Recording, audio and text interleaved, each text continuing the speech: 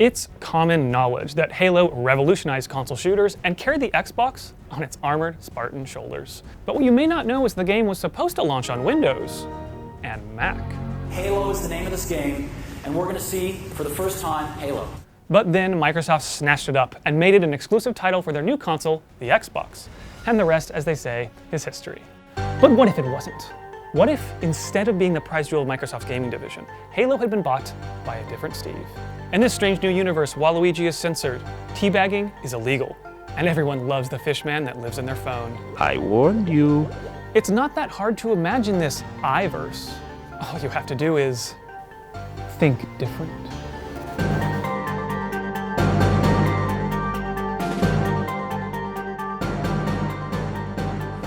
In the early 90s of our universe, Halo was just a twinkle in Bungie's eye. Back then, Bungie was known as the premier Mac game developer, and their first-person shooter Marathon cemented that reputation, even though it eventually came out on Windows. That was the choice all Mac game developers faced eventually.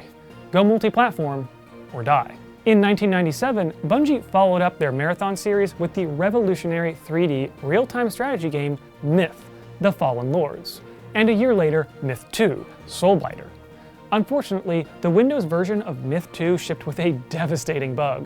If the user happened to install the game in the root directory, then uninstalling it deleted random files on the hard drive. This bug could have wiped out dozens of kilobytes of data. Bungie could have just kept quiet and fixed it with a day one patch, but their co-founder Jason Jones decided to listen to his better angels instead. Bungie recalled the game, like physically recalled boxes from the store and replaced the discs by hand. It cost nearly $1 million. But they shook it off. Bungie had a brand new IP to focus on, a futuristic RTS codenamed Monkey Balls. Yeah, that was Halo's original codename, and yeah, it was originally a real-time strategy game. But it didn't last long as an RTS. It eventually became a third-person shooter, almost entirely because of how fun it was to drive the Warthog. When it was finally time to reveal Halo to the public, Bungie's vice president Peter Tamte called in a favor from his old boss, Steve Jobs, who announced the game at Macworld in 1999. We are starting to see some great games come back to the Mac, but this is one of the coolest I've ever seen. Halo is the name of this game, and we're going to see, for the first time, Halo. Macworld built a lot of hype for Halo, but Bungie's financial future was still uncertain thanks to the Myth 2 recall. Just 12 days after Halo's reveal, they announced a publishing partnership with Take-Two. For the first time, their games would be released on major consoles. All it cost Bungie was 1/5 of their company. That'd be like Voltron giving up the Blue Lion for a prime slot in Fox Kids Saturday mornings. Worth it. Meanwhile, Microsoft was assembling a portfolio of launch games for their new console, the Xbox. The head of Microsoft Game Studios, Ed Fries, arranged a meeting with Take-Two, who brought along their star studios, Rockstar and Bungie. Microsoft also liked driving the Warthog, along with everything else. They offered to buy Bungie and make Halo an Xbox-exclusive launch title. It was a great deal, highlighting their new IP and giving them more control than the Take-Two partnership. Bungie agreed, and in June of 2000, the announcement was made public. Halo would be released exclusively for the Xbox, and it would be a first-person shooter. Mac gamers were distraught, but none more so than Steve Jobs. Immediately after hearing about the acquisition, he called up Microsoft's new CEO, Steve Ballmer, and raged about the loss of one of the best Mac game studios. But Ballmer knew they had made the right choice. Bungie got to work on porting Halo to the Xbox. Microsoft remained pretty hands-off, but they demanded one concession, a slight adjustment to the name Halo. On November 15, 2001, Halo Combat Evolved was released on Xbox to pretty much universal acclaim. It brought the first-person shooter genre to consoles and gave Microsoft what they so desperately needed, a coveted day one title. That is the true story of Halo's origins, but what if, after discovering that devastating Windows bug in Myth 2, Bungie had ignored their better angels and decided to listen to the devil on their shoulder instead? Perhaps, someone at Bungie speculates, this bug is the fault of Windows and not us. They release a day one patch, and their mood towards Microsoft begins to sour. In the Iverse, Bungie doesn't have the burden of that physical recall, so they're able to make more progress on Halo. The version presented at Macworld 99 isn't just a presentation without sound, because they couldn't get sound to work. It was a multiplayer demo. It doesn't just build hype at Macworld, it actually takes over the Apple campus. Employees are hooked on the game. Even notorious not-gamer Steve Jobs joins in the fun. Bungie doesn't need a partner to stay afloat. They're doing just fine on their own. So when Microsoft reaches out about an exclusivity deal, Bungie shrugs them off. They're not interested in giving up their independence, especially not to Microsoft. And when word gets back to Steve Jobs that his rival, Steve Ballmer, is trying to buy out Bungie, he makes them an offer they can't refuse. Total creative freedom and a guaranteed install base. They will add Halo to the iLife suite of apps. Every new Apple computer will have a copy of Halo pre-installed. Plus, it's a chance to return to their Mac-exclusive roots. Bungie accepts the deal. At Macworld 2000 in the iVerse, Steve Jobs announces that they've acquired Bungie. Halo will be installed on every Mac and exclusively on Mac. Bungie retains creative control, but Apple does demand one concession: a slight adjustment to the name Halo. On October 16, 2001, Halo: Fight Different launches exclusively on Mac OS X to nearly universal acclaim. And Steve, notorious temper Ballmer, oh yeah, he's kind of pissed. Steve Jobs is a I'm gonna bury that guy. I have done it before, and I will do it again. I'm going to kill Apple. Now Microsoft has to find a new killer launch title. Thankfully, Take-Two has a great game for a console launch: Grand Theft Auto 3. They acquire Rockstar and transition development to the Xbox, resetting the sequel numbering in the process. In November 2001, the Xbox launches with strong sales due to its wildly popular exclusive, Grand Theft Auto Liberty City. In the iVerse version of Apple, Halo is experiencing an unexpected boon, thanks to Apple's long-running partnerships with educational institutions. With a game packed in on every computer, university labs turn into breeding grounds for intense LAN parties. Halo quickly becomes a staple of the college campus experience. Apple enjoys the fruits of this free publicity until it becomes associated with the hot new trend of teabagging, crouching repeatedly over the face of a fallen enemy in an act of sexualized dominance. After Steve Jobs is teabagged one too many times in the intercompany tournament, Apple demands that Bungie remove the ability to crouch in Halo. Apple says it's because they don't want their pure brand to be associated with such crass behavior. Bungie is annoyed by the request, but since the game isn't a cover shooter, it doesn't actually change much. They remove crouching in a patch. While Apple is solving its teabag problem, the console market is dealing with its own Ballmer issue. Without GTA to help prop up sales, the PlayStation 2 struggles to compete with the Xbox.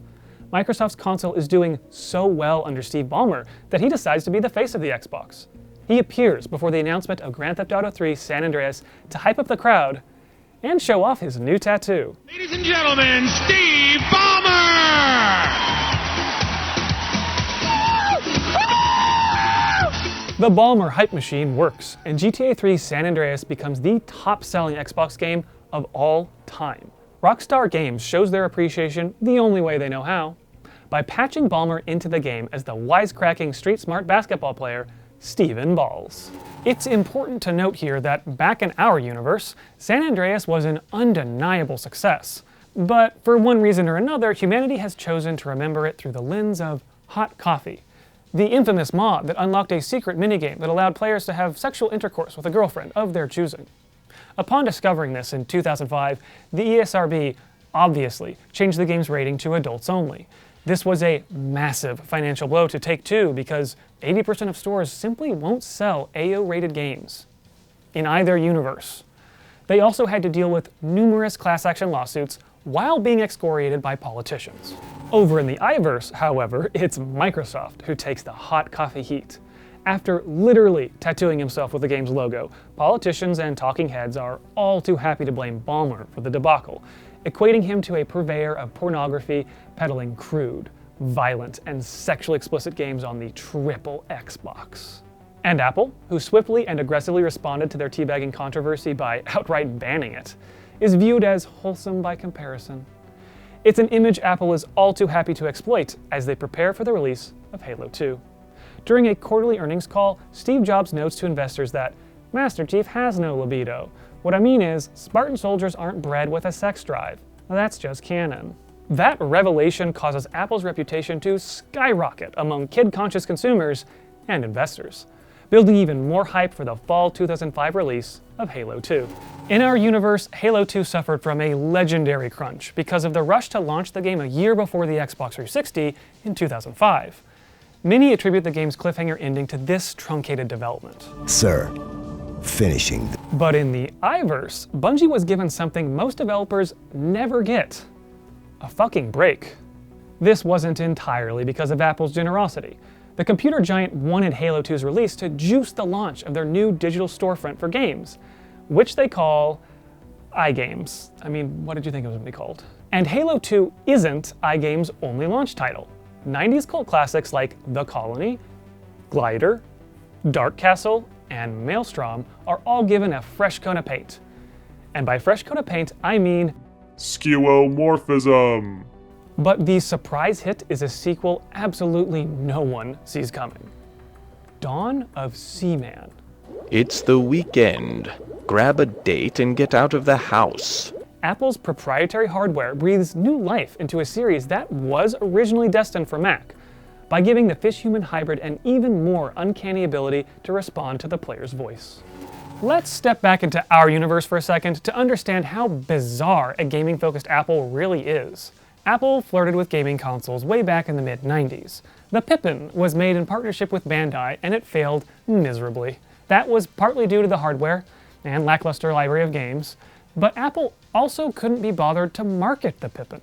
It was a prime example of just how little they cared about games. In our 2006, Steve Jobs hadn't thought about a video game in years. He had his hands full with Apple's next major product, the iPhone. It was so not for gaming that Steve Jobs refused to release software development kits until a year after its release. When his friend John Carmack asked about getting copies to make some games, Jobs responded with a snide, "You're a smart guy, John. Why don't you write a new OS?" But in the iVerse, Apple loves games. Jobs has seen a great return on his investment in gaming, and also he needs to keep working on his KD ratio. So he puts the iPhone on the back burner and focuses on gaming hardware instead.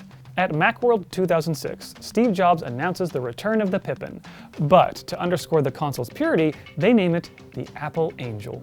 The minimalist monolith, designed by iPod creator Johnny Ive, Natch, is well equipped for online play and downloading apps from iGames. But it's the charming "I'm an Angel and I'm an Xbox" ad campaign that seals the deal for consumers. Do you want a sleek, family-friendly gaming device that kids can also do their homework on? Or a bulky black box of sin that'll get them hooked on porn and coffee? For parents, the answer is clear. The Xbox 360 has a tough launch, but it's not the only console that's suffering from Apple's success. Sony's high-priced box is much worse off than Microsoft. After disappointing sales and a dwindling catalog of exclusives, the 2008 holiday season is the final killing blow for the PlayStation 3. Shortly after, Sony sells off its studios and exits the console market entirely. By 2009 in the iVerse, Apple has destroyed one of its biggest competitors in the game industry. So Steve Jobs sets his sights on a new target, the portable market. The iPhone is put back on track, and this time, Apple vows to put game developers first. One of the surprise early hits is the iPhone version of Seaman, with its shockingly intelligent voice recognition. Even after Siri is added, most users actually prefer the charmingly strange Fishman as their personal assistant. Hey! But the iPhone's killer app is Labyrinth. Based on the first game Bungie ever made, it quickly becomes iconic thanks to its strikingly handsome Minotaur villain. At Apple's insistence, the Minotaur is fully clothed, but that doesn't stop a deluge of risque fan art. Despite the success of Labyrinth, Bungie begins to grow resentful of Apple's puritanical interference in its games. Look, it's not because Apple wouldn't let the Minotaur wear a loincloth, but it's not because of that. A year later, when Apple executives inform Bungie that Halo 4 must be rated T14, the developer decides they've had enough. They make a deal with Apple to exchange the Halo IP for their independence. Years earlier, Jobs would have made a bigger effort to reassure Bungie of Apple's commitment, but by now, the CEO is not in good health. Sadly, some things don't change, and Steve Jobs passes away on October 5th, 2011, after a long fight with pancreatic cancer. In one of his first decisions as newly minted CEO, Tim Cook looks to assert a bold new vision for Apple by banning Seaman from the iGame store. The move draws ire from developers because it's suddenly, unilaterally removed. Whose work could be next? But it further cements Apple as wholesome and safe for kids, because by now, the game has produced an outpouring of viral videos where people are talking about their iPhones semen. Some say the ban was a long time coming. Back in our universe, Apple also kicked some controversial games out of the App Store. Phone Story, which parodied the costly, inhumane way Apple and other companies manufacture smartphones, was removed from the App Store in 2011. And it wouldn't be the last. In the iVerse, this method of censorship is wielded like a weapon against Nintendo, Apple's last competitor in the family-friendly market. Tim Cook reveals the Seraph, a portable console and tablet combo that takes all the wind out of the Wii U sales and sales. But the real bombshell comes when Tim Cook announces one more thing. M-rated games will no longer be sold in the iGame store. They use this announcement to launch an ad campaign against Nintendo's Wii U. Is it really family-friendly if you can play Bayonetta on it? Nintendo can't stand up to the multinational behemoth, and by 2014, the company and its IPs are stripped for parts. Most longtime Nintendo fans are relieved when Mario and Friends come back to Apple's platforms, but the conspicuous replacement of Waluigi is puzzling. The reason is made clear in 2015. A leak posted to NeoGAF reveals that Apple isn't just banning M-rated games on iGames. It has imposed a massive list of content restrictions as well, including but not limited to permissible crimes, organized by species, the maximum wetness of various liquids, and a strict ban on sexually suggestive characters, which obviously includes Waluigi. But Apple doesn't care. They have so completely dominated the family-friendly market that news of the leaks only reinforces that reputation. Underdog Microsoft, watching from the sidelines, argues that Apple's excessive censorship is squeezing the life out of all games. But Apple's market share is undeniable. Developers have no choice but to continue creating games for their platform, including the now independent Bungie. They may not be owned by Apple anymore, but Big Mac is still calling the shots. In order to release Destiny on the iGame store, they have to severely curtail the game's mature story. When the leaks hit the news, Bungie head Jason Jones decides he's had enough. He instructs his team to move forward with their original vision for Destiny 2, rude gestures and all. And when Apple refuses to release it on iGames, Bungie launches their attack. In October 2017, the former darling of Mac Gaming announces they're suing the behemoth over antitrust violations. Bungie v. Apple sends shockwaves throughout the gaming industry. But even more surprising is just how poorly the trial goes for Apple. Droves of developers testified to the draconian tactics Apple used to pressure them into changing their games. The 1984 parodies are right there for the taking. Having been so high on their own supply for so long, Apple's defense crumbles at the first sign of pushback. After a closely followed court battle, the judge announces their ruling. iGame's policies represent numerous violations of antitrust law. Apple is forced to spin off its console, mobile, and iGames divisions into separate companies. And Destiny 2 becomes the first M-rated game to sell on iGames in half a decade. At the 2019 Worldwide Developers Conference, a humbled Tim Cook takes the stage to announce Halo Infinite. The sequel reboots the franchise by focusing on its core strengths: a challenging cooperative campaign, frenetic multiplayer matches, and a mesmerizing sci-fi world. But before the press conference can end, Tim Cook pauses and looks out at the crowd of thousands to announce one more thing: that players will once again be allowed to teabag their opponents. And the future looks bright for video games once more.